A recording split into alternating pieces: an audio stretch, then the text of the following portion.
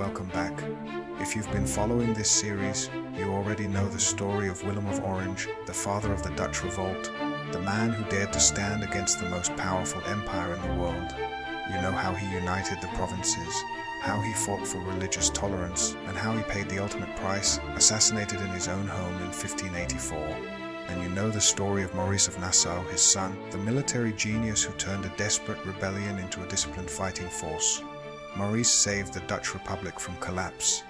He revolutionized warfare. He won battle after battle. But Maurice was also a man of contradictions. A brilliant general who became entangled in political conflict. A leader who executed his greatest ally and died without a legitimate heir. But there was one more son, one more leader. One more chapter in the rise of the House of Orange. His name was Fredrick Henry, and under his leadership the Dutch Republic would not just survive, it would thrive. It would become one of the most powerful, wealthy, and culturally vibrant nations in Europe. This is his story. Fredrick Henry was born on January 29, 1584, in Delft. His mother was Louise de Coligny, Willem of Orange's fourth and final wife, a French Huguenot noblewoman. Just 7 months after Fredrick Henry was born, his father was murdered. He never knew Willem of Orange. He never heard his father's voice, never received his guidance, never walked beside him. All he had were stories, legends, the weight of a name. Fredrick Henry grew up in the shadow of two giants. Willem, the martyr, the father of the nation. Maurice, the general, the man who saved the Republic. But Fredrick Henry was different from both of them. Where Willem had been a diplomat and a visionary, and Maurice a soldier and a tactician, Fredrick Henry would become something more complete, a leader who could fight and negotiate, a prince who could inspire and calculate, a statesman who understood that power was not just about winning battles, it was about building a nation. He was raised at the court of Maurice, his half-brother. 17 years his senior, Maurice became his mentor, his protector, and in many ways, his father figure. Fredrick Henry watched everything. He watched Maurice drill soldiers, reform the army, plan sieges.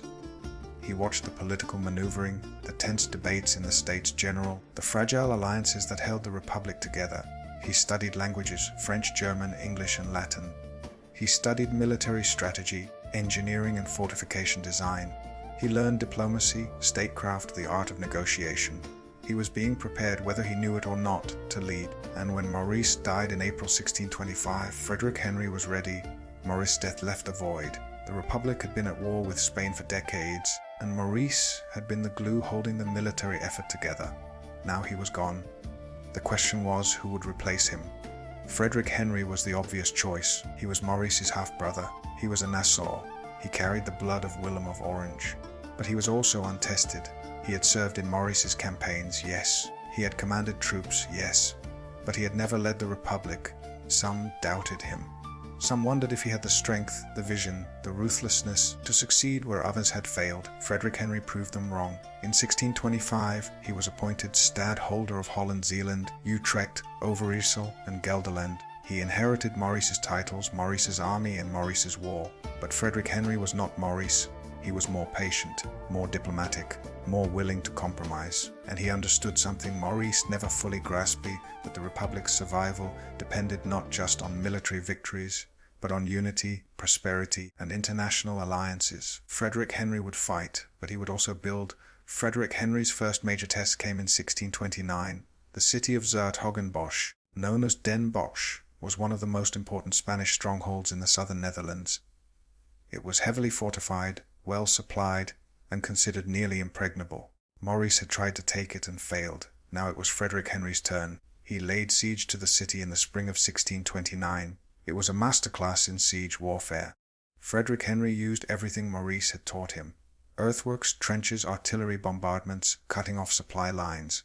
But he also added his own innovations. He flooded the surrounding countryside, turning the land into a swamp, making it impossible for Spanish reinforcements to reach the city. He coordinated with the Dutch Navy to blockade the rivers. He kept his soldiers disciplined, well fed, and motivated. And after months of relentless pressure, 's-Hertogenbosch surrendered in September 1629. It was a triumph. The Republic celebrated. Fredrick Henry was hailed as a hero. But he didn't stop there. In 1632, he captured Venlo, Roermond, and Maastricht. Maastricht was another heavily fortified city, another Spanish stronghold. Fredrick Henry besieged it, bombarded it, and took it. Each victory pushed the Spanish further back. Each victory strengthened the Republic's position. And in 1637, Frederick Henry achieved something deeply symbolic. He recaptured Breda. Breda had been lost to the Spanish in 1625, the same year Maurice died. Its fall had been a humiliation for the Republic. Now, 12 years later, Frederick Henry took it back. The siege of Breda became legendary. It was immortalized in paintings, in poems, in the collective memory of the Dutch people. Frederick Henry had not just won battles. He had restored Dutch pride.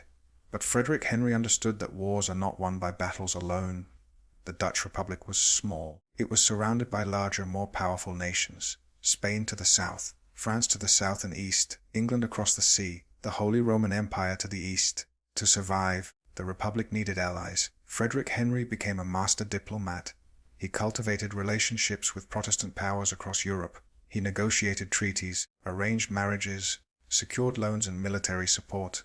He understood that every alliance, every treaty, every diplomatic gesture was a weapon in the Republic's arsenal, and he was willing to play the long game.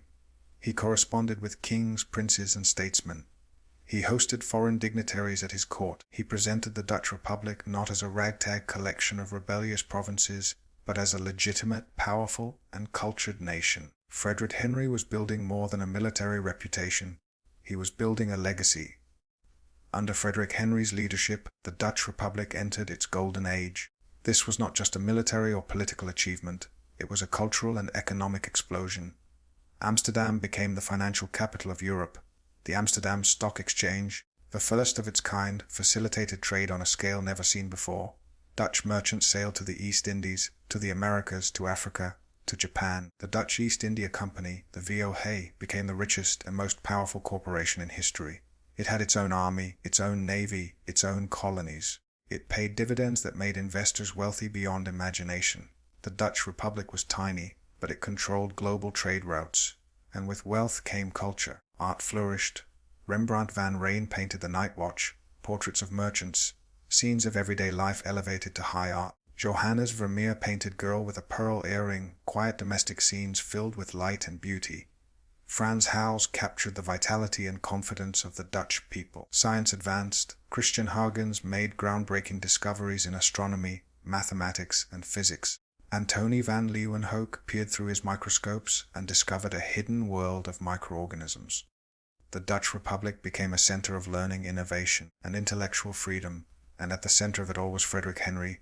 He didn't just defend the Republic, he elevated it. He commissioned palaces. Huis ten Bosch, the house in the woods, became a symbol of Orange power and prestige. He patronized artists, scientists, architects. He turned the House of Orange into more than a military dynasty. He made it a cultural institution. In 1625, the same year he became stadtholder, Frederick Henry married Amalia of Solms-Braunfels. Amalia was a German noblewoman, intelligent, cultured, and ambitious.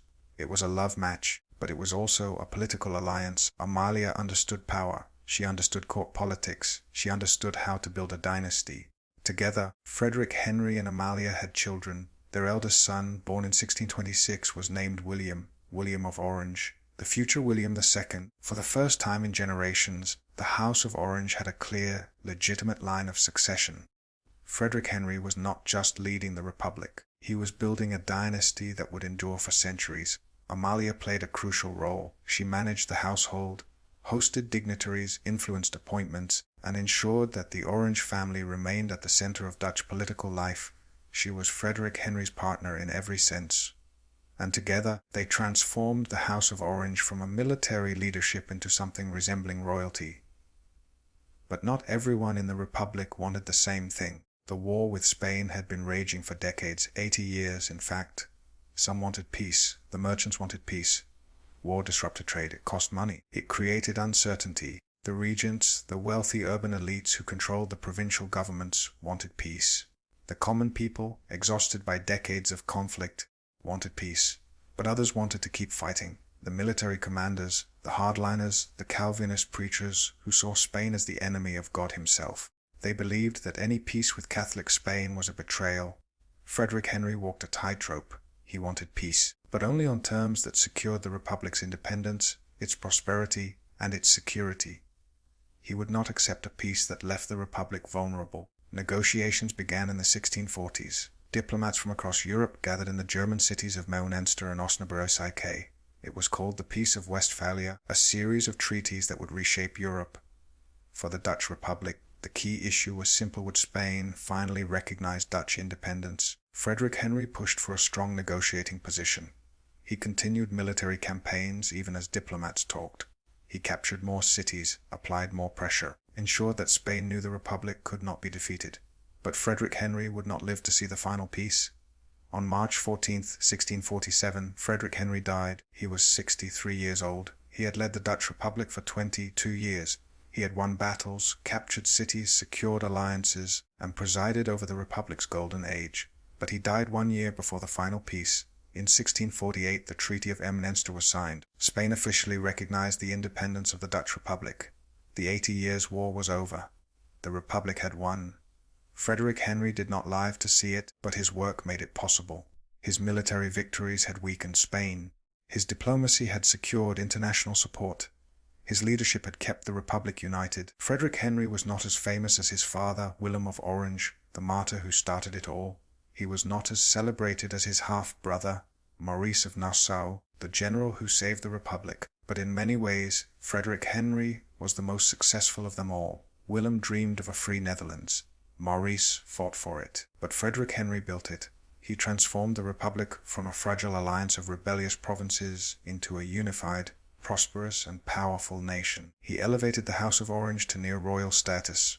He ensured that his son, William II, would inherit a stable, independent republic. Frederick Henry's legacy was not just military or political. It was cultural, economic, and dynastic. He didn't just defend the Republic. He made it great. When Frederick Henry died, his son William II became stadtholder.